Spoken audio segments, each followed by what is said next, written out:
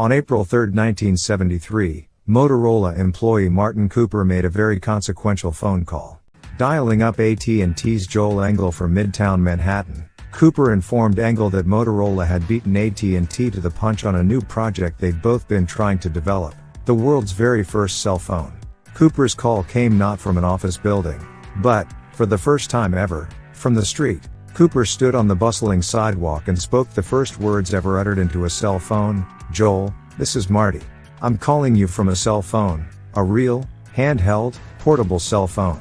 With those words, the revolution had arrived. As is the case with all momentous inventions, the revolution had actually been underway for decades. All the way back in 1947, AT&T's Bell Labs had turned out the first research on cellular communications networks. After that, the race was on.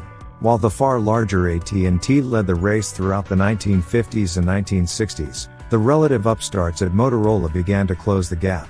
And as AT&T devoted itself largely to the crucial task of developing the first cellular network, Motorola was able to leapfrog the competition and, in 1973, finished developing the first cell phone for such a network. That phone, the Dynatac 8000X, finally came to market in 1984. At that point, it weighed nearly 2 pounds, 790 grams, and measured 10 inches in length, and that's not even counting its thick rubber antenna, making it over 6 times heavier and 2 times longer than the iPhone 6.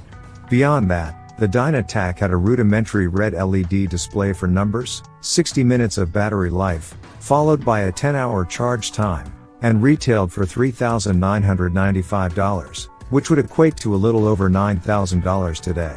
For more interesting videos, do hit like button and subscribe the channel.